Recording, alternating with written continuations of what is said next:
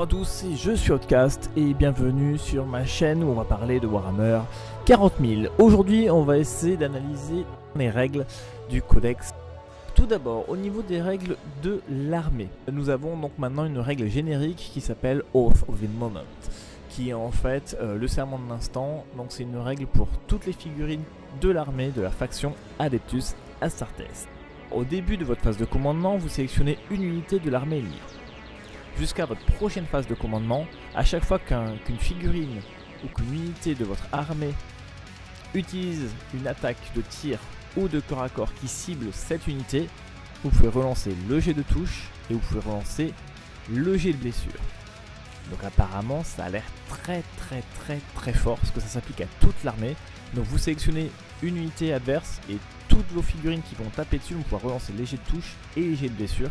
Moi ça m'a l'air super craqué à première vue, mais comme on n'a aucun coup en point et qu'on n'a aucune règle pour les autres armées à part les tyrannides, on a un peu du mal à voir la puissance de la chose, mais déjà à première vue, donc très fort.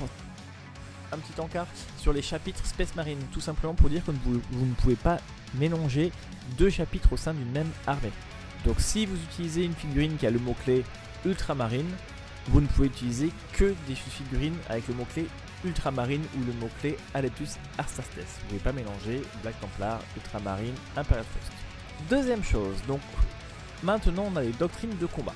Donc les doctrines de combat, c'est très simple, pour vous résumer un petit peu, on a trois doctrines qu'on va pouvoir utiliser à 3 tours, et les doctrines ne pourront être utilisées qu'une fois par partie. Donc au début de votre phase de commandement, vous sélectionnez une des doctrines qui sont listées ci-dessous. Jusqu'à votre prochaine phase de commandement, cette doctrine est active et les effets s'appliquent à toutes les figurines Adeptus Astartes de votre armée. Avec cette habilité, donc quasiment la totalité de l'armée. On ne peut choisir une seule doctrine par bataille. Donc la première doctrine, c'est la doctrine Devastator, donc cette unité est utilisée pour tirer dans un tour où elle a avancé. Donc ça a l'air très fort dans une optique d'armée plutôt agressive. On va garder de la mobilité et en même temps on va garder de la puissance de feu. Donc à première vue, la doctrine Devastator est une doctrine offensive. La doctrine tactique, donc Tactical Doctrine. Cette unité est éligible pour tirer et déclarer une charge dans un tour où elle a battu en retraite. Ça a l'air à première vue aussi bien défensif qu'offensif. Si vous jouez contre une armée qui va vous sauter dessus, vous sauter à la gorge, vous allez avoir vos unités qui vont se faire rapidement engager. Malgré ça, vous pourrez quand même battre en retraite, tirer et pouvoir contre-attaquer et donc charger en même temps. Donc ça a l'air très fort au niveau de la défense, je trouve. En attaque, pareil, ça peut être très intéressant si vous arrivez à loquer des unités adverses.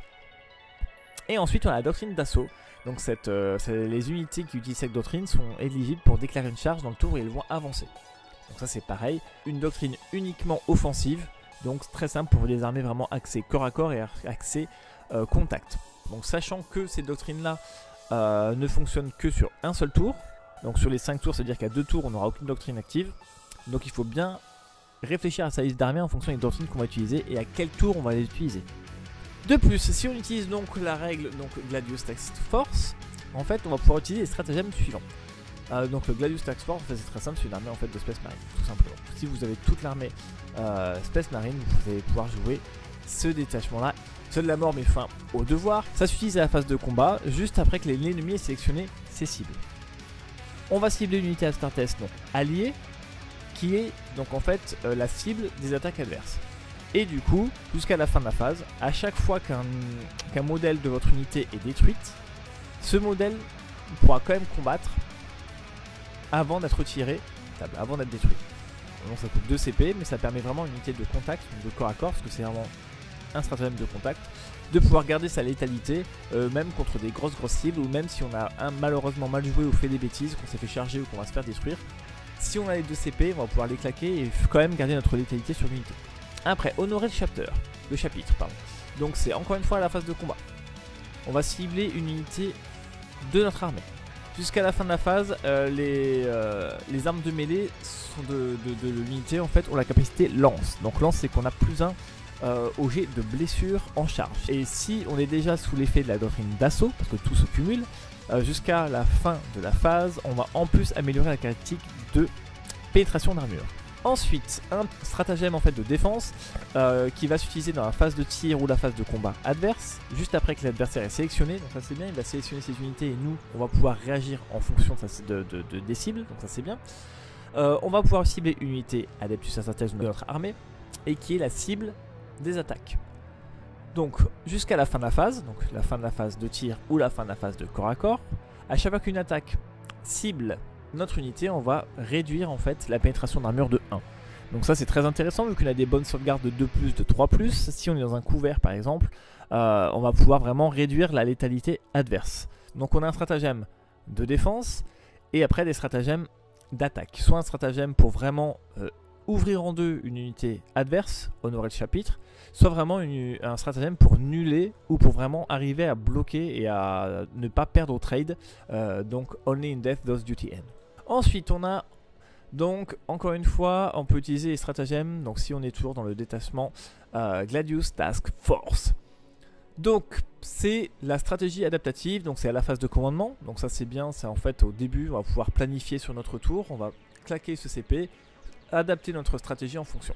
Donc c'est sur une seule unité de l'armée et en fait on va pouvoir choisir de modifier la doctrine utilisée.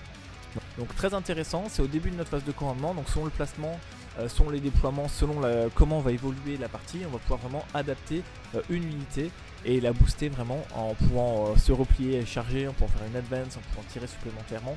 C'est très intéressant. Avant-dernier stratagème, donc c'est Storm of Fire, donc la tempête de feu.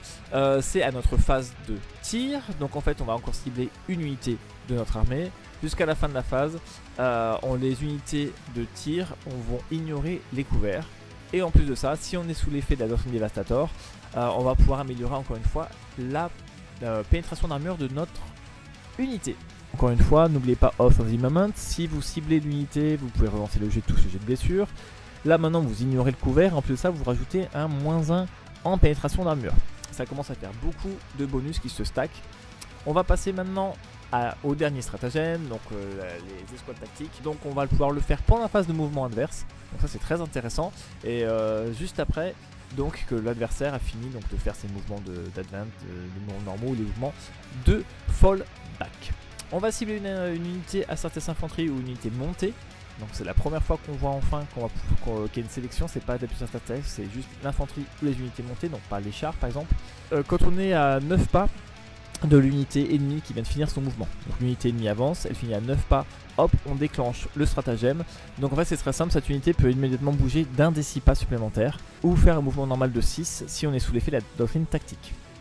Donc très intéressant en fait, l'adversaire va venir pour essayer de nous attaquer, on va pouvoir en déclenchant le stratagème reculer pour lui faire rater des charges ou pour justement nous se remettre à couvert pour pas qu'il puisse nous tirer dessus, ou notamment pour protéger des personnages. On met un personnage à côté d'une ruine, l'adversaire vient pour nous sniper, on utilise ce stratagème là, hop on replace son stratagème dans la ruine hors vue et franchement ça a l'air très puissant pour sauver des personnages vers la fin de la partie.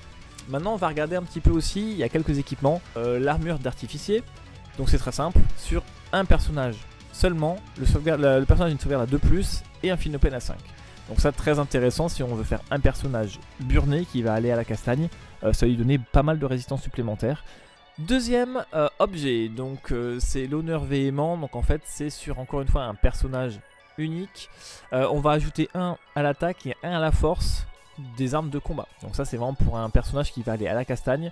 Si en plus de ça on est en doctrine d'assaut, donc enfin doctrine d'assaut parce que les stratagèmes ça ne les incluait pas, on va avoir plus d'attaques et plus de en force. Donc très intéressant, sachant que le capitaine peut déjà gagner plus 3 attaques, le tech marine peut gagner plus 3 attaques s'il y a un véhicule qui a été détruit à côté de lui, c'est des armes à dégâts 2 ou dégâts 3.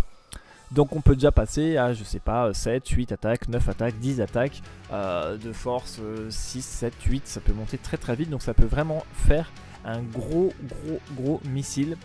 Ensuite, troisième équipement adepte du codex, c'est uniquement pour les capitaines. Donc est-ce que ça va nous forcer à jouer des capitaines? On verra bien. Donc au début de votre phase de commandement, si le porteur est sur le champ de bataille, à la place de sélectionner une doctrine de combat qui va être active pour toute notre armée, on peut sélectionner la doctrine de tactique. Donc ça peut être très intéressant dans un mood plutôt défensif.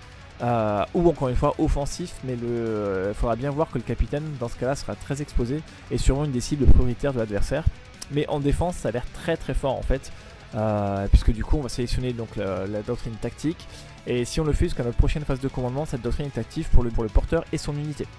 Et ensuite du coup le dernier, donc c'est Bolter Discipline, donc c'est les modèles de l'Adeptus Astartes uniquement, tant que le porteur est attaché en fait à une unité, toutes les armes de l'unité, donc ça c'est bien, il va booster en fait l'unité, on sustain 1, ça veut dire on va faire des tirs supplémentaires. Et en plus de ça, si on est sous l'effet d'une doctrine dévastatrice, donc à chaque fois que le modèle et son unité vont faire des attaques, on va faire des attaques critiques sur du 5+.